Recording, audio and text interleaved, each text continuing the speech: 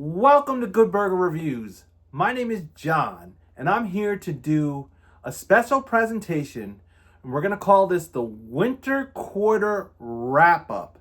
Last year I did it by first, second, third, and fourth quarter. This year we're going to do it by seasons, and the first season is going to be the winter quarter. And I'm going to wrap it up for January and February, and then do the months, 3 months and on going forward, so that it lays out better for me throughout the year. And if I may say that this year, January normally gets a reputation for all the bad movies getting dropped. Well, it seemed like January had a very strong start, but then we started getting some real sluggish, terrible movies, and January started to reveal itself as January came to an end and as we rolled into February. So you'll see a lot of spams on this list. Now, I usually take the time during this video to just go over my rating scale so that people on my channel know when I say cheeseburger in paradise, what that is, what a spam burger is, what a basic burger is, and so forth. Some of them are self-explanatory, and some of them I just like to clue you in on how I feel about that rating. So the cheeseburger in paradise is my highest rating.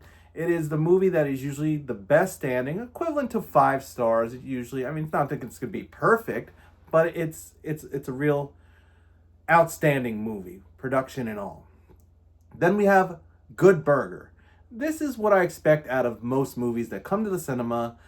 Just, you go there, you expect certain things, action, horror, drama, mystery, intrigue, all that stuff, comedy even in comedies, and you pretty much get what you ordered, a good burger. And then we have Basic Burger. Basic Burger is your standard, usually a streamer, but not always, just your basic entertainment. It's nothing that stands out. It's nothing that's terrible. It just basically will get the job done. And then we have Turkey Burger. Now, Turkey Burger to me is on the same scoring level as Basic Burger, but it usually represents that the movie as a whole probably stands out better than Basic, but there's something within the movie leaving a bad taste in my mouth, something I may not like that drags it down a notch. And that is a Turkey Burger. Then we have Veggie Burger. This is a movie that I usually don't like as much. It's usually could be put together well, executed well, but it's just not my style, not my taste. Something in the movie, maybe the whole concept of a movie, it just isn't what I was looking for in said movie. And then at the way bottom of the ranking, we have Spam Burger. And Spam Burger is basically, these are ones that I very rarely watch a second time, because if my first experience was that awful, it's just terrible. It's spam. It just isn't executed well. It is nothing what I expected, and I usually really didn't like it or even hate the movie. So, with no further ado, we're going to get into the winter quarter, and it's January and February. And I'll tell you what, this was a busy winter quarter. Last first quarter, which consisted of 3 months, I think I watched 16 movies, and there's more than that on this list. And the first movie on the list is We Bury the Dead, starring Daisy Ridley and Mark Cole-Smith. This is kind of your basic version of 28 Days Later. It's a zombie movie where they are in a post-apocalyptic zombie world, and they are burying bodies, and at the same time our main girl and her friend are looking for her lost husband, who may have turned into a zombie or be dead. This movie overall, which will probably be streaming on Shudder soon, was a decent time, and I ended up giving it a Basic Burger. Next we had Primate, a basic story that seemed like a slasher meets a creature feature, with a monkey getting sick, infected with rabies, and then attacking its family and their friends. This starred Johnny Sequoia. This one was intense and bloody, but overall it gave me a fairly basic feeling. A very generic B slasher type of movie. But I still had a good time with it, and I ended up giving it a Basic Burger. Next, we had the second installment to the 28 Years Later franchise of this most recent alleged trilogy that's occurring, and that is The Bone Temple. starring Ray Fiennes and Alfie Williams. This movie leaves off right where we had finished in 28 years later, with Alfie returning to the main island, and he gets mixed up in this cultish satanic group called the Jimmies. Meanwhile, Ray was chilling in his bone temple, and he comes across the Jimmies, and they kind of have this big, giant Megadeth concert at the way end, and this movie overall had me mixed. I think due to the fact that I wasn't a big fan of the Jimmies, though I loved Ray Fiennes and Alfie, and I ended up giving this one a turkey burger. Next, we had a Shudder release, Beasts of War, starring Mark Cole Smith, the guy that was just in We Bury the Dead. And this is a shark movie that was very similar to Indianapolis, where you have guys on a warship that sinks, and then they deal with a shark. This one was pretty intense with the gore. The shark sometimes seemed like it took backseat to other criminals. However, I was impressed with Mark Cole Smith's performance in this one. And I ended up giving this one a good burger. Next, we had a movie I anticipated because of its original movie in the franchise, Return to Silent Hill. And this one ended up being a giant disappointment based on the fact that it's another video game adaptation, and this one was executed extremely poorly. Starring Jeremy Irving, the characters in this movie made terrible decisions, the storyline was hard to follow, and it was very boring, and the graphics and all the entities in this movie weren't enough to save Return to Silent Hill from getting a spam burger or a spam. Next, we had another Shudder release, Mother of Flies. This one was about a dad and a daughter who's dying of cancer, looking for an alternative answer, trying to extend her life, who seeks the help of a witch that's in the woods. And the witch is cooking up some sort of potion, some sort of bizarre potion, trying to help her, save her.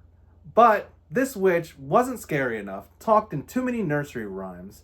This movie ended up starring John Adams, and the way it was executed, I ended up giving it a veggie burger. Next, we had Send Help, starring Rachel McAdams, a girl who seems like a loner who goes on a flight with her boss, and they get stranded on an island after a plane crash, and she has to fight for survival and figure out how they're going to get off this island. And this movie was actually done pretty well. It was pretty intense. Considering it was directed by Sam Raimi, we knew the expectations on this one was high. This one was action-packed, full of comedy, drama, and some really bizarre twists. And at the end of the day, I ended up giving this one a good burger. Next, we had another video game adaptation, Iron Lung, starring Markiplier, written by Markiplier, and I guess directed by Markiplier, another YouTuber that had his movie released to the movie theater. And this movie seemed like a fair enough presence, being a blood rapture in the end of a galaxy. But when it came down to it, most of the movie, it was filmed in one spot on a spaceship. And it was tedious to get through. And I didn't understand the video game as well, so I didn't really have much to relate to on this one. And I ended up giving it a spam burger. As we roll into February, the next movie we had was Whistle. This one was a pleasant surprise. This was about a bunch of high school kids that find this whistle and then blow on it, and then get this final destination curse where their future death is chasing them in an It Follows type of fashion. This one I felt like was executed quite well. I enjoyed it. Being a fan of Final Destination and It Follows, this was a kind of a no-brainer. Though it didn't have too much original to it, it was a wacky ride, featured decent kills, and overall, a good enough story to get me through to the end. And I ended up giving this one a good burger. Next, we had The Strangers Chapter 3. Now, I've done this one to death, and y'all know how I feel about the Strangers trilogy. However, even though The Strangers Chapter 3 was overall a disappointment, it definitely was a step up from The Strangers Chapter 2. It was directed by Rennie Harlin, and it was the conclusion and the final revelation of who the strangers actually were. This movie was rough, characters making dumb decisions, and killers that just didn't seem that threatening. And at the end of the day, I ended up giving another spam out to The Strangers Chapter 3. Then next we had another adaptation to Dracula. And this one definitely put a different spin on the Dracula story. Taking place all over the last millennium, from the 1400s all the way through to the 1800s, mostly focused in France, 1889, Dracula comes back looking for his lost love. This one leaned more into the romance and comedy, though still had those horror elements. Was a fun one-time watch for me, and I did enjoy it. Kind of comparing it to just released this week, The Bride. This one ended up being a good time, and I ended up giving it a good burger. Next we had yet another video game adaptation movie. Though this one seemed promising, it was called Mortuary's Assistant. Very similar to The Autopsy of Jane Doe and The Possession of Hannah Grace, starring a woman who's working in a morgue, who's putting who's embalming bodies, and finds out that her corpses that are in the mortuary are possessed with demons. This is based on a video game of the same title. Even though I wasn't confused with video game Easter eggs and wasn't lost in space like I was for Iron Lung, I still ended up getting lost in the shuffle because the overall execution was kind of awkward. The movie was going along just fine until it wasn't, and I ended up giving it a turkey burger. Then we had another one released onto Shudder called Bird Eater, and this one, probably in a batch of baddies, this one was the worst. It didn't make sense, the characters were weird, it was boring, and in my review I compared it to daytime soap operas from the 1980s. That right there doesn't tell you how kind of a rough watch it was.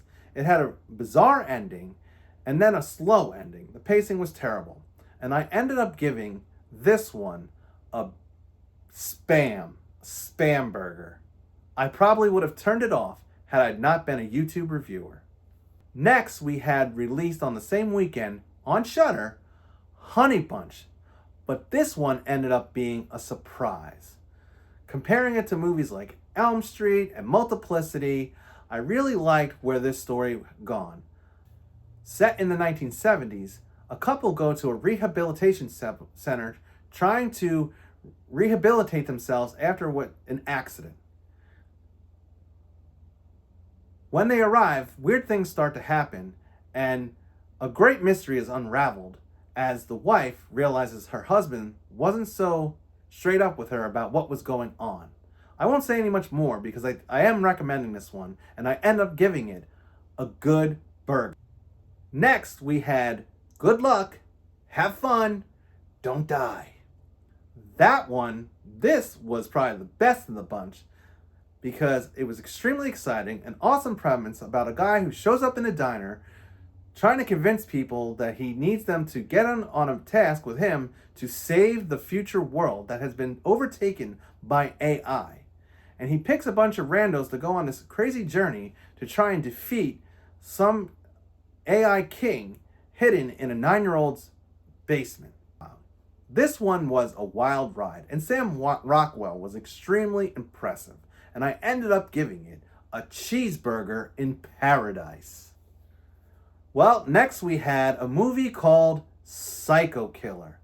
This was a movie that I wasn't sure if it was trying to be a slasher or a traditional serial killer movie. It seemed like it was trying to blend both concepts together. But at the end of the day, the execution and the concept wasn't pulled off as well as it could have been. This actually seemed like a great idea. Georgina Campbell, the girl from Barbarian and The Watchers, was in it, and she did okay. And at the end of the day, I ended up giving this one a basic burger because it was just a paint by numbers serial killer meets slasher movie. Next, we had another pleasant surprise, one that I was delayed to watch, but ended up watching it in this winter quarter, and that is Bambi the Reckoning. This movie is a public domain about, you know who? Disney's Bambi. And this Bambi acted wild, insane as a creature feature, kind of compared to a very basic Jurassic Park, set in the woods, chasing a family on Thanksgiving time. This one was a wild ride, had some great kills and surprise characters in it, and I ended up giving it a good burger. Next on the list, we had highly anticipated Scream 7. This was, one of my favorite franchises. I've always been a fan of Ghostface and wondered if Ghostface could do me wrong. It was already released early that Stu Macher was back, and I really was excited to see Matthew Lillard return to this franchise. But this Scream ended up coming in a mixed bag. It's still going wild on the internet as we speak, and it's still playing in theaters. I overall did enjoy the movie, but wasn't a fan with the way the movie executed Matthew Lillard's role and who the Ghostface were. I won't get into it here. You can check out my full review with bonus features on it on my channel. But at the end of the day, I ended up giving Scream 7 a turkey burger. Then finally, I was able to squeeze in one more, a little bit late because it was released in January, but I watched it in February, and that is a movie called Night Patrol. This was starring Justin Long as a police officer who's trying to get onto the Night Patrol in Los Angeles and comes to find out that the Night Patrol is a gang of vampires. And it's not the only gang in this movie because the Bloods and the Crips, well-known gangs, are also portrayed in this movie, and some of the characters in here are getting caught up between all of it. Vampires, gangs, messed up police. Also, I forgot, Dermot Mulroney, our Ghostface from Scream 6, was in this as well, playing a police officer. A vampire police officer. Overall, this one was a little bit overstuffed and tried to say too much and should have just stuck to the basic premise of vampires. And I ended up giving it a basic burger. That's all the movies that I watched in the first winter quarter of 2026. And it was a slogfest for most of them, though there was some surprises and superstars in the batch. And I'm hoping as we walk into the second quarter, the spring quarter, that there's an improvement in quality on some of these flicks. There are some movies that I'm still anticipating. Passenger, Scary Movie 6. And there's more special presentations still yet to come, wrapping up 2025. So please, like, subscribe, tap that notification bell, all that jazz if you want to receive more horror content from Johnny Good Burger Reviews. This is John signing off.